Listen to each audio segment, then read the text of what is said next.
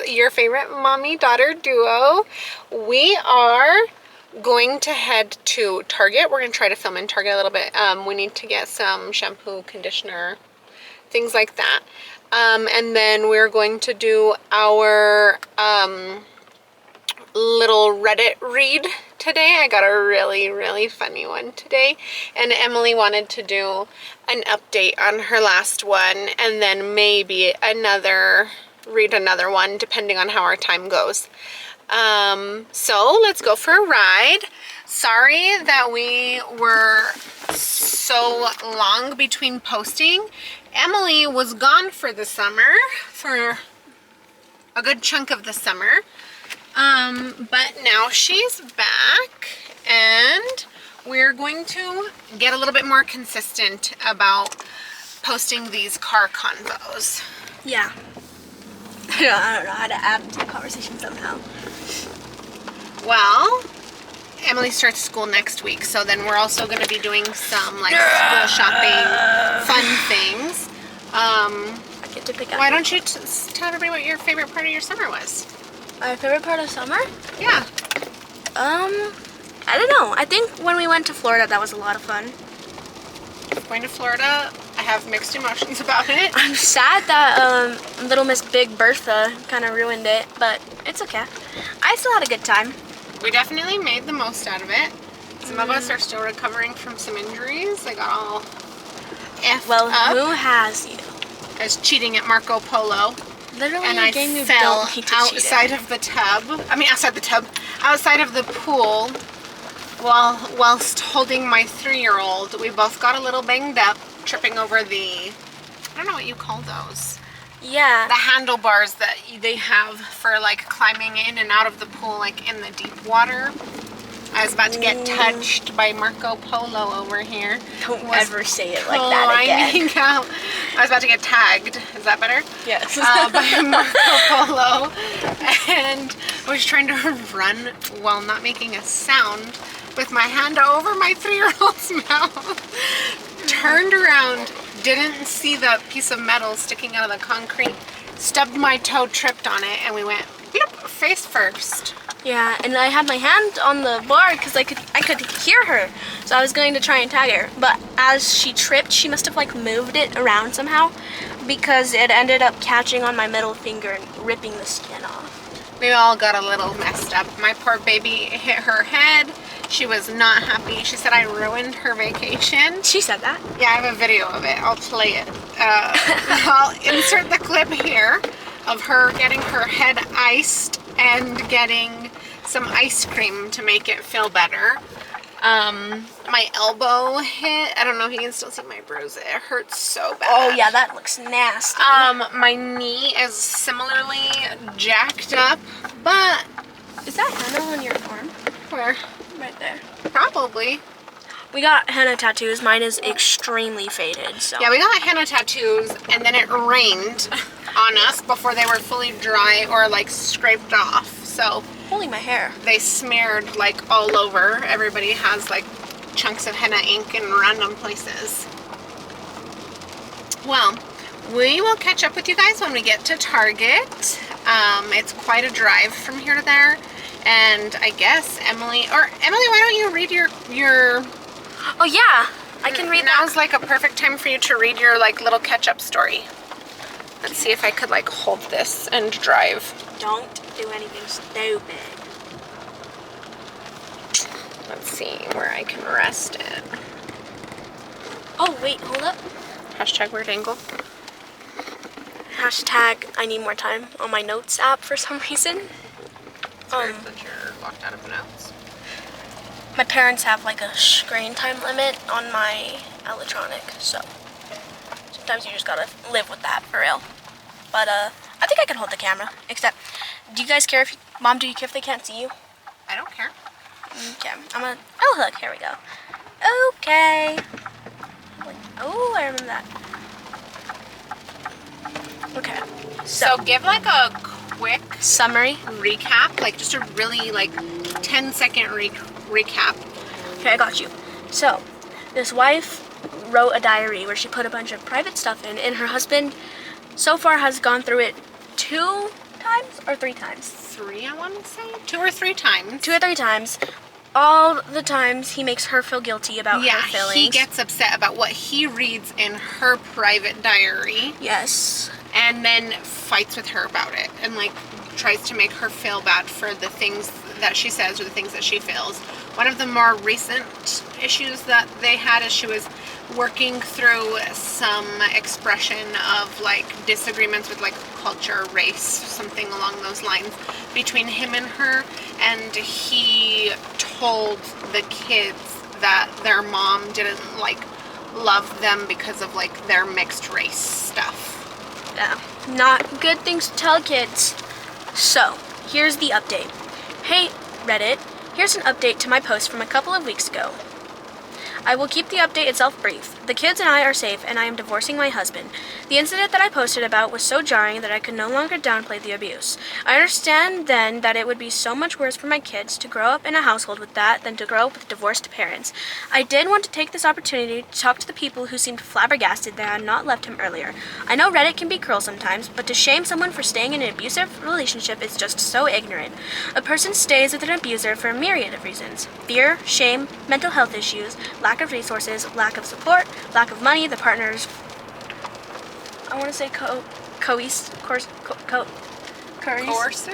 Yeah, coercive control. I haven't been in school for like 2 months, guys. Give me a break. She hasn't been reading this summer either. Please educate yourself on abuse relationships before writing judgmental comments. In my case, I stayed because he was so good at manipulating and gaslighting, at sowing doubt and confusion, that I started taking notes during arguments because I felt like I was going crazy. He would say things and then deny up and down that he'd said them. He would tell me that I misinterpreted his words, or that I just had a bad memory, or that I had anger issues.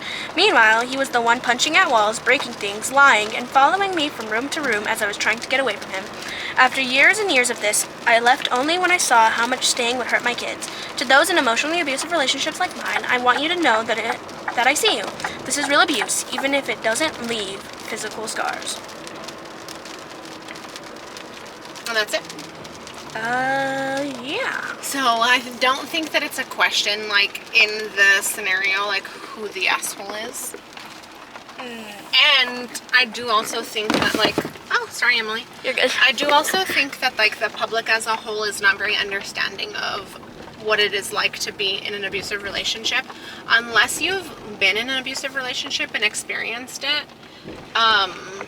you typically don't have any, like, understanding. It's kind of similar to, like, dealing with an addict. Like, a lot of people don't have, like, the emotional capacity to, like, deal with an addict unless you know and love an addict, and then you realize, like, what a struggle that is too. Yeah, I agree with that. I think... Turn that towards you too. Oh, sorry. I think that, like my mom said, you can't really judge somebody who is in an abusive situation if you haven't experienced said abuse, because it's hard to understand what somebody else is going through if you don't understand what it feels like or what it looks like either. Because if you grew up in, like, a really good household, you wouldn't know what abuse looks like. And you could be experiencing it too, and you just don't know it yet because you haven't realized it. But I think judging abuse victims is not something that we should be doing. Well, and honestly, like, judging anybody else's, like, situation in life isn't cool at all. Like, whether they're being abused or whether they're not being abused, because everybody has to make the most of whatever situation they're in, and nobody has the exact same experience that anybody else has in life that makes them, like, make the decisions that they make and, like, do the things that they do. So, Emily's little weenie arms can't handle holding the camera. So we're at Target. Do you want to try filming in Target, or are you scared? I'm scared. I'm scared too, because I know that Target's, like, really anti-filming. We could just come back and do a haul or something. Well, we could come back and, like, we're gonna have to, like, get a snack or something from in there to do our car convo. That's fine. I need to do my story. So this is, like, a refilm of, we had filmed one. I can't even, like, it took me a while to even, like, process talking about it. We had filmed an entire car convo with no sound. I was, like, all happy editing, gonna have it set up to, like, post 2 weeks after the first one. no sound. What a waste of a morning. And that was a really good video. We went to Einstein Bros and got bagels for breakfast. We had the baby with us. It was just a blast. I don't know why the camera like goes in and out of focus like that, but not a lick of sound, and I couldn't even like fix it in the edit, and I don't think that it is possible to fix that when you're editing. I think like if you don't have sound when you film, it sucks to be you. So we did a sound test right before this to make sure it was gonna work, because I don't know how that happened.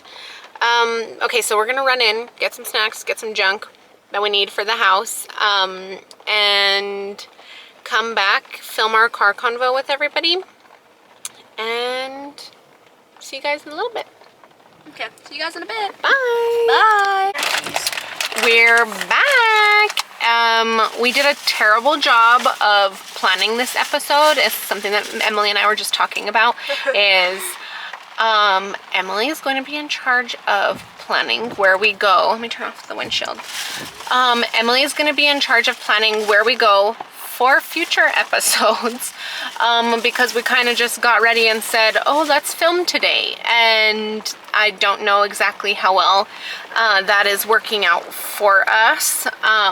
If you hear like tapping in the background, it's because it's raining and we're in a car. We're just like live and learning here. There's a lot of lightning, which is cool. I love a lightning storm. So snacks wise, Emily got dill pickle Pringles, and I don't even really feel like eating junk, but I guess we're going to. These ones are so good, but make sure you don't get the sour cream ones, because those ones are just not the move. Oh, you can taste the sour cream. Can you? But these like original ones still have like cheddar in them, even though it's like not on the package. It's like the picture of cheese, and you can like taste it in the flavor.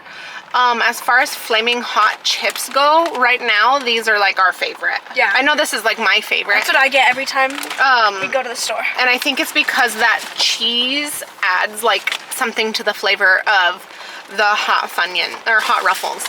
When we were in Florida though, we got a bag of we got several bags of like flaming hot stuff, even though we need to stop eating like that, and they're not spicy. Like, I don't know, my husband says that he has some conspiracy theory that they don't make chips as spicy in other places as they do in New Mexico. We live in New Mexico because we typically eat a lot of like spicy chili, and like the demographic here is like largely Hispanic.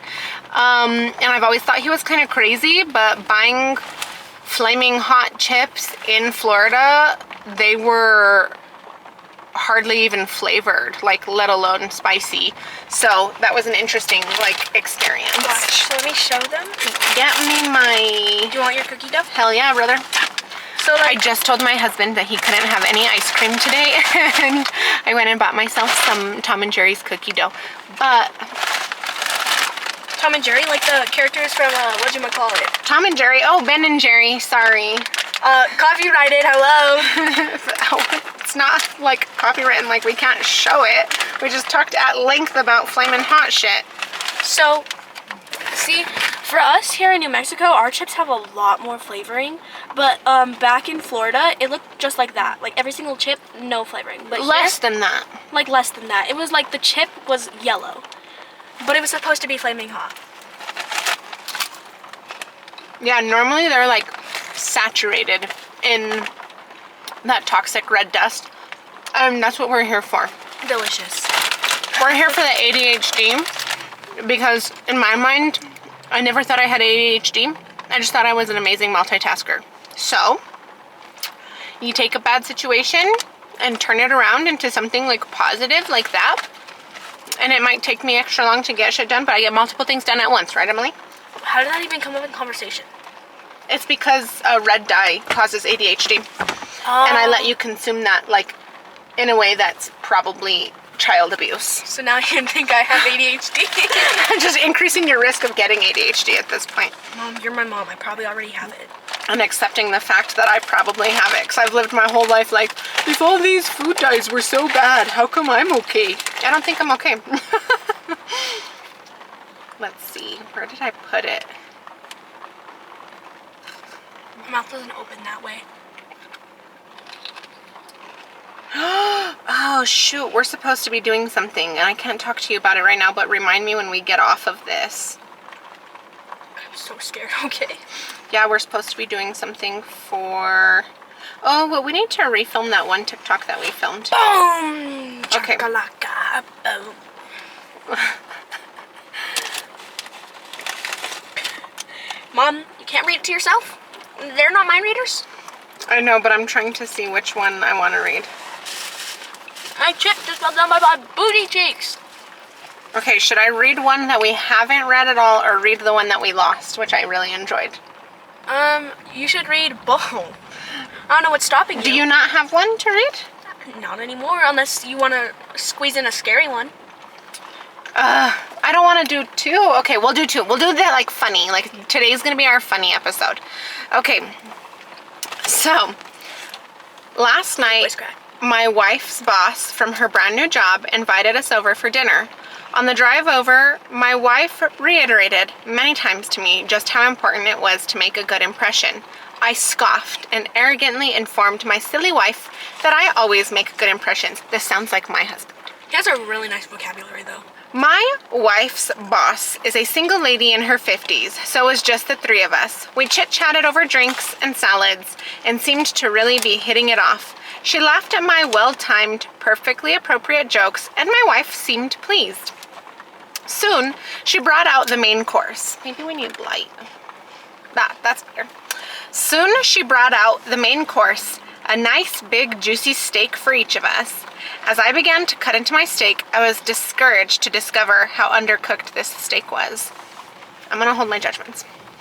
Now, I've had my fair share of rare steak. I prefer medium, but I can handle rare. This was several minutes on a hot grill short of rare.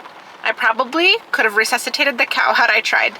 Instead, I sat there fidgeting with my knife and fork, worrying about how I was going to get away with not eating this steak. Claim veganism? No, I already feigned great enthusiasm upon seeing the steak.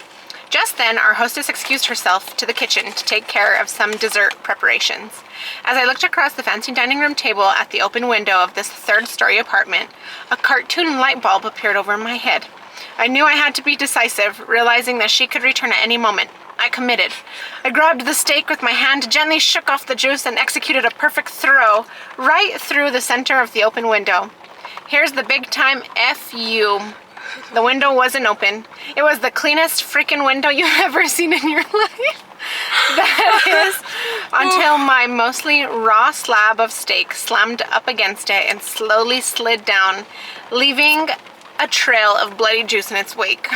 My wife, whose steak was a nice medium rare and was unaware of my predicament,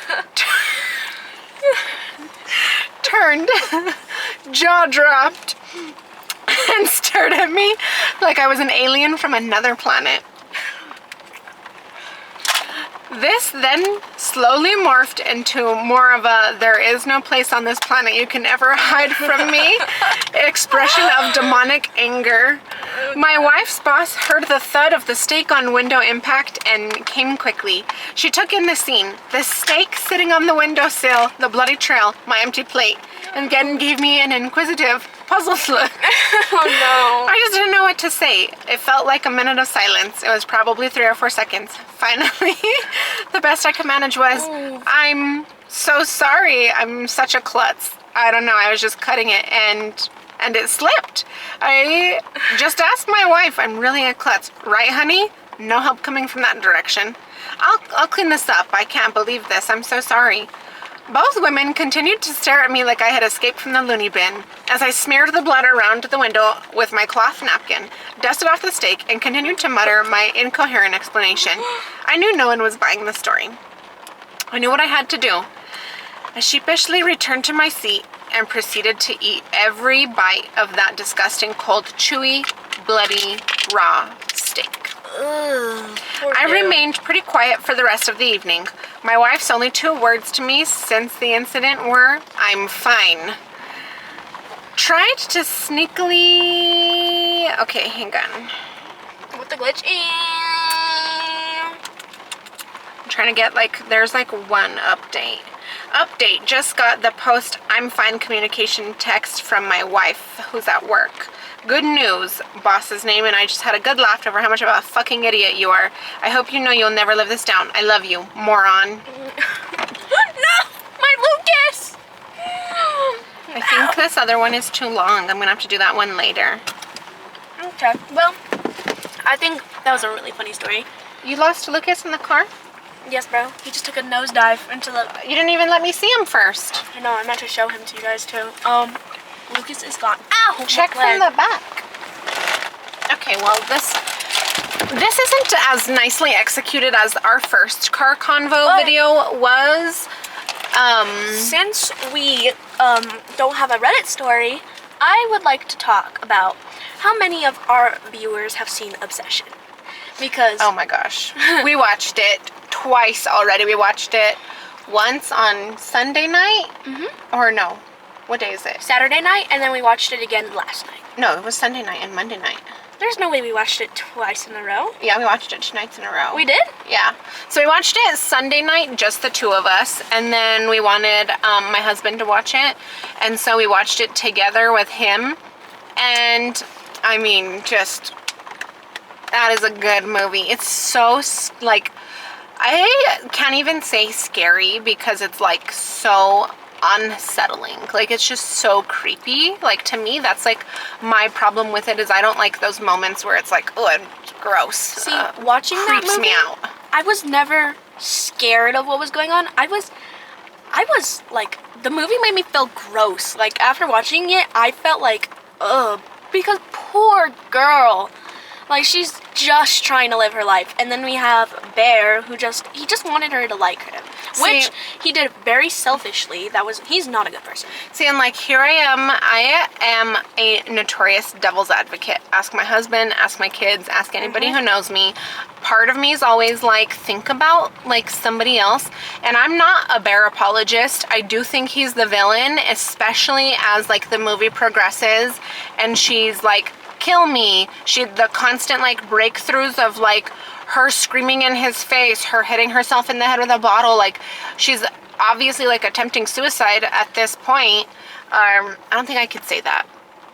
I think she's like attempting to unalive herself at this point. I'm gonna take that out. And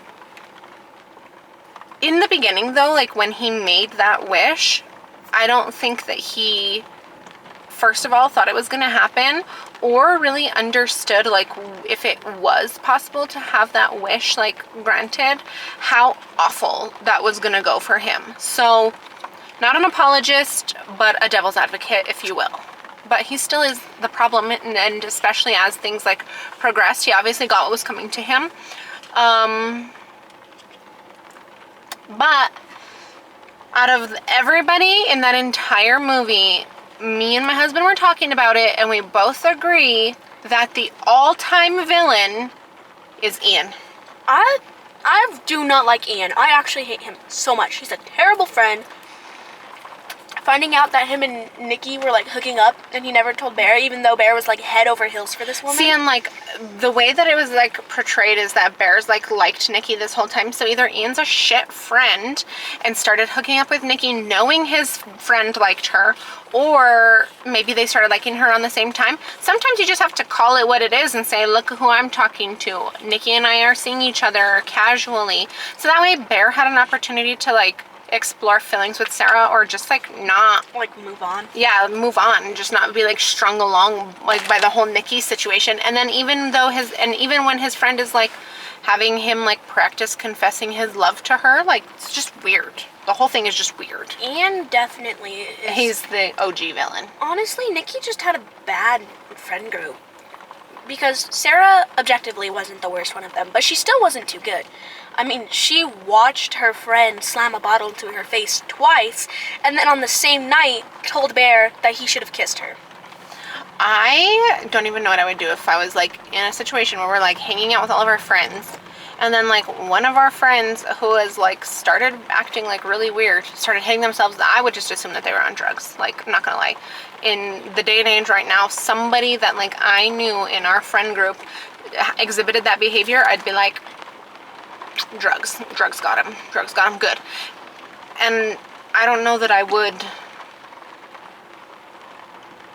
I don't know, because, like, was Nikki still talking to people? Yeah, Nikki. Because, like, she had to have still been, like, using her phone and texting everybody. Yeah, that exact same time, the shower scene where she was like, Sarah told me she was going.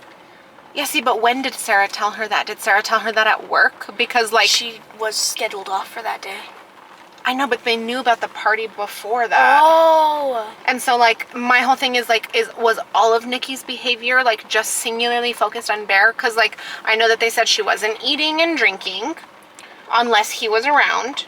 Yeah, she didn't move from her spot until he came home, which caused her to pee and throw up in the same spot. Yeah, like, she just wasn't, like, taking care of herself. And so I'm kind of wondering if she wasn't communicating with her friends outside of, like, direct, like, conversation when you're in person. And even that would be, like, a red flag. Like, if you have a friend you talk to every single day and then all of a sudden they just stop talking to you, like, stop texting you, that's weird. But I feel like she probably wasn't, because it wasn't, like, Bear-centered. Yeah. It was a great movie. And Yeah. I think, like, all the conversations people are having about it are really considering that it was made by a YouTuber, it's a lot better than, like, those mass productions. And as my mom was saying, it's... Oh, no, don't do that. Don't do that. No. But, it's nice to see a new original idea, because we have all these reruns and all these movie 2, movie 3, movie 4. It's the same Or, like, thing. remakes of things that aren't even 20 years and old over yet. again. Like... But Obsession was a new kind of... well, it wasn't a new concept. I'm sure there's been a lot of movies of a girl, like, getting obsessed with a dude. But the idea that the obsession, like, started off, not her fault. Like... At the end of the day, Nikki was forced into this, and now she has to deal with What's the repercussions. interesting is, like, there's been movies where, like, wishes are granted, like, that one Mel Gibson movie that's, like, what women want. Like, he wishes he could, like, understand, like, what women want, and he can, like, read the minds of, like, women when he, like, passes them and stuff, and when he's around them, he can, like, read their minds. Is interesting, but what was different about this is, like, normally when, like, you have, like, wishes, it's like the genie, and I can't make anybody fall in love with you, and so, like, and I can't kill anybody, and I can't, like, because there's, like, those lines that you just don't cross. So it's very interesting to see a movie where there was no rules for wishes that we could see. We never, like, really got to see the back of the box. Well, the thing is, Bear never read the instructions. Yeah, we never got to see the back of the box. We never had the instructions read to us, so we don't know, like, what the limits are on wishes. But there really must not have been any rules, because Bear was able to wish for somebody to love him, and then Ian was able to wish for $1 billion. I'm so mad that Ian did that. Like, if you see... Okay, and here's... This is Bear what... didn't take a single roll of cash, and I would have stuffed my pockets on my way out. And this is what messes me up, is Bear came to Ian covered in blood, and he's, like, begging him, and he's like, please, Ian, just do this for me. And giving him a complete explanation for things he's been like, well, this is really weird that she likes you all of a sudden. And then, like, you're getting an explanation and you're not listening to the explanation. Yeah, it's like saying, give me an explanation, and then saying, oh, that's an excuse. Like, what? Or just thinking, well, I don't know, drugs. That's would be my... If I was any sane person in the obsession world, I would automatically assume that my friends were doing drugs. But it seemed like they were recreationally doing drugs anyway, so wasn't a surprise. And also, it's always just movie logic. Nobody in a movie is, like, smart. Nobody understands what's going on. Did I tell you or did I tell Cass, like... I don't know. I would have just gone to, like, a random person on the street. Oh, you told me that. And been like, here's $100. I need you to do me a favor. This is repeat after me. Break this stick. And then, like, instead of him having... Because he bought 2 wishes and he gave 1 to Ian. He could have just, like, grabbed some of Ian's cash, walked out of there, went up to some random person, handed them all that cash, said, I just need you to say, I wish Bear never made a wish. And that's all they have to say. They'll probably... They sold out of the One Wish Willows, so there weren't any to get afterwards anyways. So, I think it would have been smarter. But... And the sad thing, too... And, like, now Nikki has to deal with the repercussions of 3 dead bodies, and she's the only one alive. And it was all against her will. Like, that's the shitty thing. Like, I really wish that there would have been a realm in which Bear lived and Nikki didn't, and he had to deal with the repercussions of like his choices. Actions. Yeah, and like, because it's not really fair that it falls on Nikki. That's just like not cool. Especially because like she was just a victim the whole time. So I really wish that there was like a world in which Bear was the one dealing with his actions. Also, and maybe this might just be me, but I think when Bear found out that the way to get to get rid of the wish was to unalive himself, he should have done it. Like, I know maybe that's like that would have been the selfless thing to do, but Bear is also kind of selfish. No, he's incredibly selfish. Well, in that one scene where she's like, Bear, just please kill me, and he's like, what's so wrong about being with me? I think at the end of the day, Bear that's when he became a real villain to me. I think Bear was obsessed with Nikki. He became a villain to well, me. and I mean, I've seen so many explanations from like people on the internet that are like, he wasn't even obsessed with like Nikki. He was obsessed with like the idea of Nikki, and he wasn't like, he didn't even genuinely want a relationship. He didn't genuinely like want, like, all men when they like obsess over a woman just have this like, it's like an unattainable image of this person in their head and the way that they are and the way things are going to be. And reality is not like that. And then they usually don't like the person anymore, which I think is what happened with Bear, is like she was acting a little cuckoo. But he like didn't even really want like her affection, like when I showed the monologue of them like being happy either. He didn't want like just normal affection from her. It's just like really weird.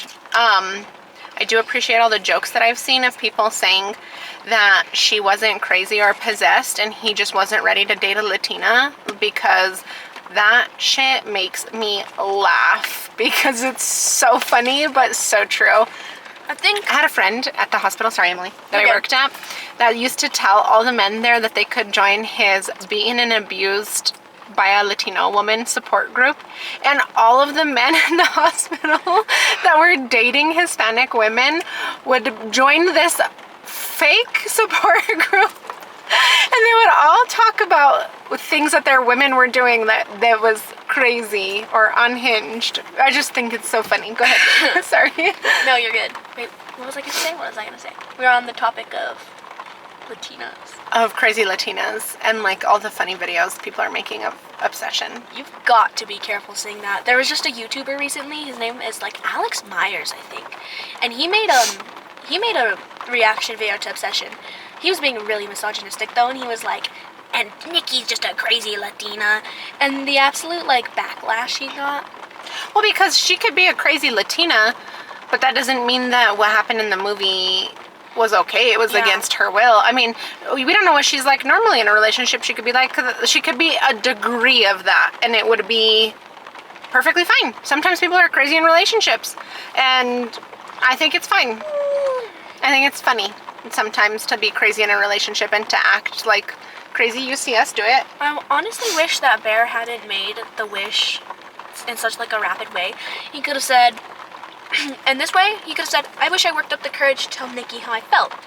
Crack.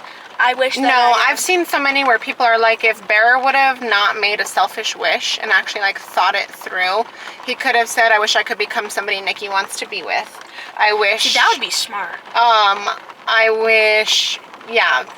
But the problem is, I wish that I would know if Nikki likes me or not. Like, I remember what I was going to say. Okay. So, I've seen a lot of theories online too that when she gives him her tiger's eye, that's like the last time that she was able to like be kind of sane, because she gave it to him and then she just lost it because that was the only thing keeping her safe, was that crystal. Yeah, it was like keeping her grounded.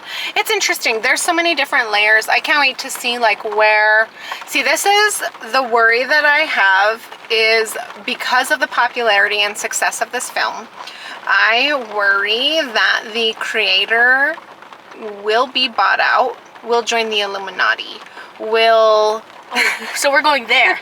will okay. not remain true to what made this such a success, to the creative bone that made this such a success. And I think that happens all the time with like new artists, new directors, new TV shows, whatever. Sometimes they sell out. There is a big surge of success from like YouTube creators, like The Amazing Digital Circus, Obsession. There's so many. Recently, The Backrooms made by Kane Parson. The Backrooms. And Iron Lung, I think, by Markiplier. See, and this is where, like, I think as a collective whole, the world has like lost interest in like typical Hollywood films and typical Hollywood people. People don't want to see, I'll never watch a Blake Lively movie again as long as I live, I don't care. Here we go.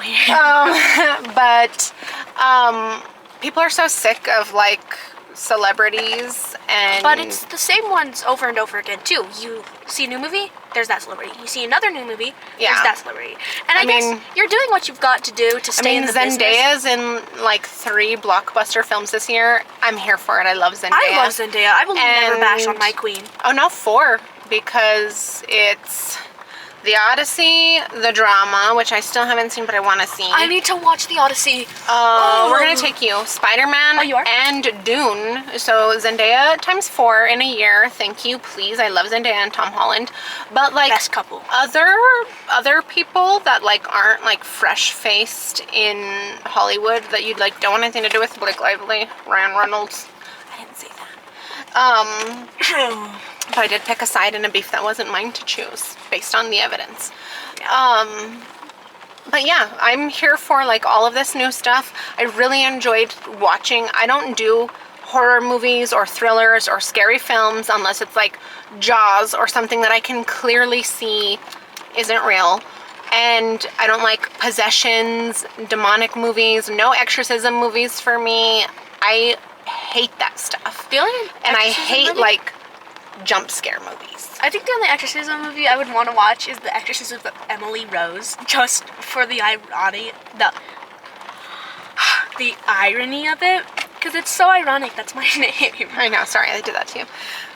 But start tweaking. Obsession was like a very different type of like thriller, and I love like thriller books. I especially love like a really good case of like whodunit. That's what I like about thriller books, is like they tell you the crime in the beginning and then they introduce you to like all these people. Yeah, and you know spend that the book isn't gonna do anything to you. And you spend the whole time like, I've never been right. I will say that. Like I've never been in my mind when I say like, oh, this character is definitely the one. Who's that? I've been wrong twice. It's Pikachu. It's Charizard. It's not me. I don't have a good people meter or a good people reader. I was trying to think of the name. Freedom. Is it Freedom McFadden? I read The Crash. Yeah. And that book was really good. It was no spoilers, because I know someone might be like, I want to read it, but it made me so like sad, because I know that that's probably happened to who knows how many people in real life because of the level of psychosis that one girl was in. Well, like kidnapping movies as a whole, or kidnapping movies, kidnapping stories. So I mean, in a weird way, kidnapping where like you're held for a really long time, like against your will, is almost worse than like a kidnapping murder. Like, what are you doing? I'm saying we haven't even been at it for an hour. It's only been like 30 minutes. But like a kidnapping murder and like things are over. I just like don't like the idea of like prolonged torture, and then like with kidnapping somebody and like locking them in a basement, let's say, or like locking them in a attic or something, is like so many different levels of torture. Like I can't even wrap my head around it. Like you get cabin fever just being in your house all day, like let alone being locked in somebody else's house without your comforts of home. So it's like so sad for me to even like think about kidnapping. Kidnapping, it's so sad to think that there's evil in this world. It's not sad, it's terrifying. You're right. And the thing I think, and there's so many different types and layers of evil that it's like just unsettling. Speaking of evil, have you been keeping up with the David case? I did. The last I heard is they were reading stuff in the courtroom. I've been seeing this one person cover it, and just from the court sketches, that poor girl, she died at age like 14. The whole thing about that situation is just crazy. And the thing is he probably got away with it for so long because he was a celebrity. And the thing is, and it's controversial and it always will be, is we need to hold celebrities accountable. Well, just as and much as you would hold your neighbor. I have so many questions as far as like her family's involvement though. Oh, apparently they knew. And well, they knew because she had gotten caught with him, so they took away her phone, and then he got her another phone. That's all they did. On the sneaks. And then when she like went missing, they knew who she was with, and so I don't understand like not calling the cops and sending the police to his house and telling the police where they're at. And but like, not my situation. For all I know, they did do that. There's like a big thing. Speaking of kidnapping, is like he technically kidnapped her. She was a child, and then all of the Nancy Guthrie stuff that's going on is like, I haven't heard of it. oh my gosh, I haven't told my daughter about the Nancy Guthrie stuff. Okay, I'm not an expert. All I know is from the No Filter with Zach, because I really like his coverage of Where is the Lady, is what he says. So Nancy Guthrie is an elderly woman. Her daughter's probably like Mima's age, and so picture like Nana, like a woman Nana's age. Okay. They like went to dinner. The little old lady Nancy goes home. Somebody breaks into her house, kidnaps her, takes her, sends her daughter a ransom note. And so her daughter, the one that's Mima's age, is a host on the Today Show, and she's been for years. So she's a celebrity, public figure, whatever. They ask for like Bitcoin or something. And seeing like, this is where gray area, I only started like joining the coverage of this like really late. Like I wasn't there in the beginning, but there was like a lot of fumbling with like the scene, the way that they treated her going missing. And I guess she's like a sick elderly lady. She needs like medication to keep her alive, like daily meds, and that could be like blood pressure, heart meds, anything really, kidney meds. And they didn't take her meds when they kidnapped her. They just snatched her, sent the ransom note. The ransom was never paid. And then they sent a follow-up ransom note saying that she had died and they still wanted to be paid if they would return her body. They still never paid the ransom. They still, to this day, have not paid the ransom, and it's been like 180 days since she's been snatched. There's rumors that she was taken from like Arizona. There's rumors that she's dead like just across the border, but we beef with Mexico, so we're not gonna just send people over there to go look for her body. And so today or yesterday, the daughter, who's the host of the Today Show, released a video to the kidnappers, just asking them to like give her back, like if she's just a body, give her back. So I have a really genuine question for you. Okay. If you get sent a ransom note, could you take that to the police, have the police get you the money to pay the ransom note, and then you can like, what's it called? Interest. Here's the twist of like this whole story, is that the family is offering $1 million reward, like cash, for her to come back. And so I think the problem is that she was snatched and died just right away, relatively fast. If she had a heart condition, she could have gone like in the car just from the terror of being taken from her house. And maybe they had already sent the first ransom note before she passed, and then they sent the follow-up ransom note saying like she's gone. And at this point in time, they've not only gone away with kidnapping, but they've gone away with murder. And so I don't think that they're in a big rush to say, and we'll take the reward money for her dead body, because they've just gotten away with it at this point. They haven't lost anything. They haven't gained anything, but they haven't lost anything. So they could have paid the ransom. But the problem is that usually when you get like a ransom note from somebody, they're already gone. They typically tell people not to pay the ransom note until they've received proof of life. And like in this case, I don't even know what would constitute like proof of life short of like a FaceTime call, because no videos, no pictures, no recorded phone calls like screaming or anything is going to convince me. Not with advances in AI, and not with like, there's no way to know that that picture is like time-stamped taken right now, because you can edit timestamps. And so and AI it's is sad. getting so like scary. I don't know if we could get into AI. We might not have time for that. Sorry for the people who came for the Reddit stories and ended up getting like a bunch of random stuff. We're still trying to like figure out the like flow and platform of all of this because we do like the idea of like these hot topic conversations. Yeah, like this is fun. Or like not so hot topics. We're talking about half a year that this poor old lady's been missing. But we're enjoying the conversations that we have with this, and something that we like will probably continue to do, as well as like some real life like stories as well. So if anybody's like made it this far through the episode video, I don't know what to call it. Go down in the comments and like tell us. Would you want us to do more like hot topics? Would you like us to just stick to Reddit? Like, what would you want us to do? Are you okay with like this flying by the seat of our pants, nothing really planned, kind of figuring out Just as we kind of go? Do it as you want. I like the idea of us each bringing a Reddit story, telling each other a Reddit story, determining how we feel about or having some commentary on Reddit stories because they're hilarious. I wouldn't throw a steak at a window, but it's a damn good story to hear somebody throwing a steak at a window. We could call this segment Chick Chat. And then we have a at chit chat at the end. Chick Chat. Chick chat? Yeah. I like chick. Like two chicks talking. Well, it's a car convo. The whole thing is us talking in the car. Okay, bro, Chacho. I'm saying that we should have like segments. It could be like intro, Reddit, Chick Chat. I know we need to have like a little, and our intro should probably just be like a quick catch up from like video to video. But like we're gonna figure this out. This was too long of a space for us to do a catch up. Too much has happened.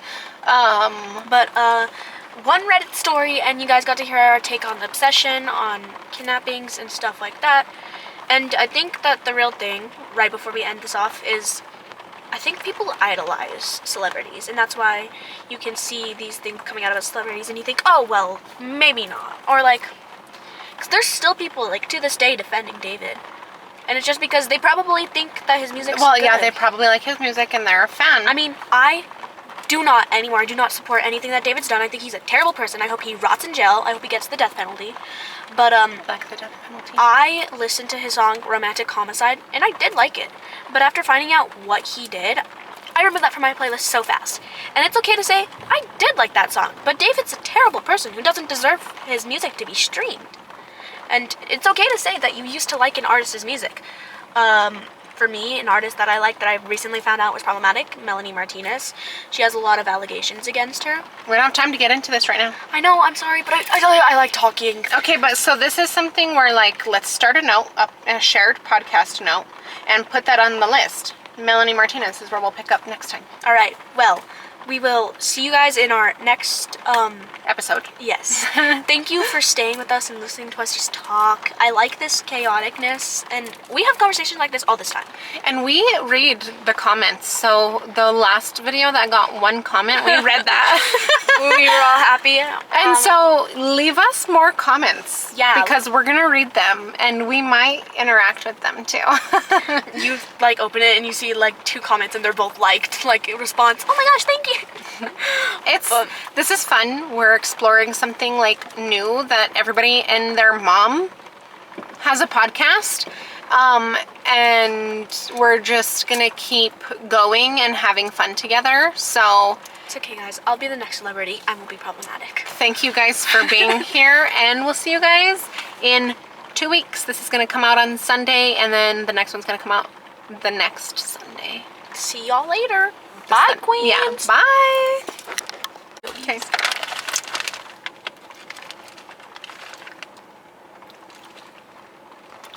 Do a scary Nikki smile. Okay. That one's the good one.